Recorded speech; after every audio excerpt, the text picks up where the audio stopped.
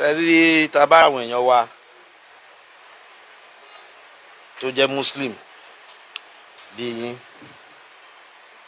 ohun tí wọ́n máa ń ṣe jù ni pé wọ́n máa ń condemn culture. èmi dẹ̀rẹ́ bó ní gbogbo ẹni ọba jọba a jẹ́ ọba lórí tradition pẹ̀lú culture wa ni kò gbọ́dọ̀ parẹ́. báwo lẹ́yìn sí dé tẹ́wà ní gbogbo culture wa ò dáa. Yes, there are some you can, amend. But majorly, culture wa is one of the best in the world.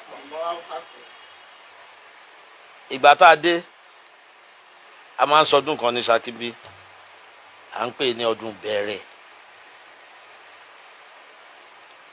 Ìgbà tá a bẹ̀rẹ̀ ọdún yẹn, kò sórúkọ tún ò pè wá tán. Báwọn ti ẹ̀rù pé Muslim lélẹ́yìí ni ẹ dákun ẹ̀yin tẹ̀sí ẹ bẹ̀rẹ̀ ní àwọn káwọn èèyàn bá rí wa. bí a ṣe ò ṣe Muslim ọdún táwọn ti rò pé yóò parẹ́ ó tún lọ gbé dìde. Mo ní is there anything fetish about this festival? Tẹ́ bá rẹ́ anything tó wà fetish ẹ point it out carry. Culture àbáṣe máa appreciate ara wa láyé àtijọ́ báṣe organize society wa láyé àtijọ́ tí gbogbo ẹ fi lọ dáadáa náà ni festival yẹn wà about. Nothing more, nothing less. But I think our people have come to terms with it. Ìpè eléyìí ò ní gbọ́ yóò máa ṣe lọ́dọọdún ni àádẹ́ máa ṣe festival yẹn lọ́dọọdún táwọn ọmọ owó fi dé bá. Ṣé rí ó dàbí ká ní thinking wa papọ̀ díẹ̀. Ṣé rí later kọ́ yìí òkè ẹ̀ library la fi ṣe.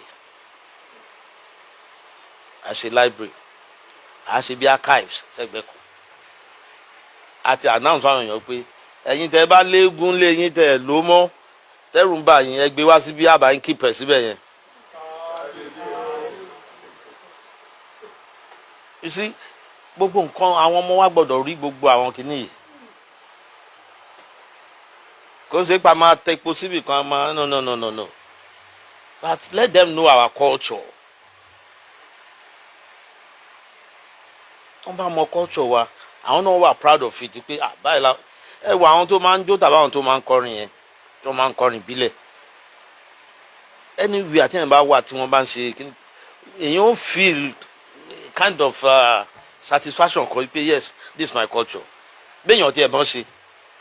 Ìfà mo máa ń sọ fáwọn ọ̀rẹ́ mi mo ní tó máa ń àwọn onífà yẹn tó máa ń sọ ohun fáwọn mo ló máa ń wù mí bíi pé kí n kọ pé mo like ẹ̀ bí wọ́n ṣe máa ń ṣe. Then ṣe rí gbogbo tó máa ń sọ ohun ifá mi nǹkan mọ ifá yẹn ni ifá kan wà bóyá odù fohùn fọlóhùn ṣé tí wọ́n bá ń sọ tó bá sọ fún yàn the lecture they are in wàá wà surprise pé ṣé kíní tí wọ́n ní ọ̀dà yìí náà ló tún ní irú ẹ̀kọ́ báyìí nínú. So ìyẹn fi hàn kàn wá pé kì í ṣe gbogbo nǹkan wa ni ò dáa nǹkan wa dáa tó pọ̀. Going back to your tracing back your bloodline ṣe rí ilé oyè anybody tó bá pera ẹ̀ lọ́mọ ọba nílẹ̀ ilé yẹn ló ti jáde wá. Nígbà tí àwọn bàbá wa kò lára àsàbàrí mbẹ lára àsàbàrí yẹn ọba mẹ́ta ló sùn níbẹ̀ a máa ń lọ bẹ̀ ìfà mo promise àwọn èèyàn wa wípé a máa lọ kọ́ palace annex síbẹ̀ lágbára Ọlọ́run torí bẹ́ẹ̀ láti ṣẹ̀ wá ṣùgbọ́n tá a kúrò ilé oyè ẹni adé sí. Ìfà tèmi gan ti promise àwọn ọmọ ọba wípé a máa tún ilé yẹn kọ́ a ṣe bíi hall tó yẹ pé instead tí wọ́n ń gbé meeting káàkiri lẹ́yìn gbé meeting lọ lé ibẹ̀ ní gbogbo ọmọ ọba máa ṣe meeting irrespective of the lineage. Ọlọ́ta mẹ́kùn gbogbo ìgbà la máa ń sọ̀rọ̀ òun náà dẹ̀ mọ̀ tẹ́ bá bí a máa ń sọ̀rọ̀ dáadáa especially nípa ọ̀rọ̀ adìẹ afẹ́kùn náà gbadé torí ọmọ aládé ni afẹ́kùn gbadé kò ń ṣe ọ̀tá ọmọkùnrin kan ní àwọn tó kúrò níbí báyìí ọlásọlẹ̀ ní Ọ̀ṣun state náà ọmọ ọba mi báyìí náà lòun náà ọlásọlẹ̀ then there is another town ní Lagos state tá à ń pè ní Ọ̀gànbọ̀ Ṣakí náà làwọn náà ti lọ so we are tracing all those leakages káàkiri tá a bá ti get ara pọ̀ there will be a time tí gbogbo wọn tá a invite wọn wá sí Ṣakí that's a kind of reunion and I hope and believe you will be a vital role níbi reunion yìí inshallah. We thank you very much. Tẹ́lẹ̀ ẹ̀yin tẹ́ bá ń kàwé I was surprised you being an engineer and writing our engineer is a people of much words calculation làwọn máa ń ṣe but you are different now o ti kọ̀wé bíi mẹ́wàá yóò látò kàwé mẹ́wàá ìtàn wáyé ọlọ́run àbá àrùn ìṣe àwọn ọmọ ojú yìí lọ lágbára ọlọ́run kò síbi tẹ́lẹ̀ tó kò sóhun tẹ́lẹ̀ jẹ́ àwọn ọmọ ojú yìí lọ àwọn ọmọ ojú yìí lọ ẹ̀yin tẹ̀lé wọn lẹ́yìn náà àdúpẹ́ lọ́wọ́ yín púpọ̀ ẹ̀ ń ṣe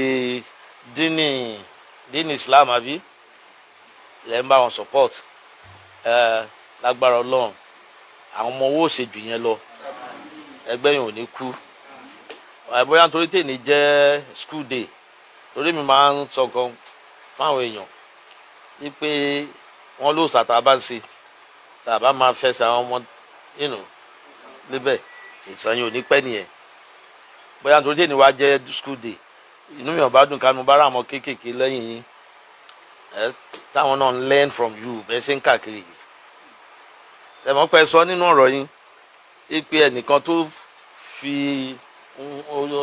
ẹsẹ̀ wọn lé náà nìbàdàn was 4 years old nígbà tí wọ́n mú lọ so tí wọ́n bá rò pé ọmọdé ni nígbà tí wọ́n bá mú lọ there wouldn't have been anybody tí wọ́n lè fall back to so arọ̀ wá tá a bá ń lọ rú jáde ẹ jẹ́ káwọn máa wọn kéékèèké wà dání kí wọ́n máa learn níbẹ̀ àwọn ọmọ náà dẹ̀ dàgbà á sì wọ́n jìnnà ká tó fi wọ́n lẹ̀ agbára Ọlọ́run mo appreciate ẹ̀ gan ẹ̀yin olóyè ẹ̀dẹ̀ tí gbọ́ ń sìn màá fún yín ládírẹ́sì wọn wọ́n ti sọ pé ọmọ Ṣakí tó bá wà ń bàdàn tó bá ní any challenges kó máa yọjú sáwọn Ọlọ́run máa gbọ́ bùkátà náà Ọlọ́run á níjọ́ yín náà lẹ̀ Ọlọ́run máa ràn yín náà lọ́wọ́ torí ẹni tó bá fi tẹ́lẹ̀ tó máa ń gbọ́ tọmọ Ọlọ́run wọ́n ní Elédùà ni máa ń gbọ́ tiẹ̀ náà Elédùà máa bá wa gbọ́ tiyín náà ẹ ṣé gan mo dúpẹ́ púpọ̀ lọ́wọ́ thank you.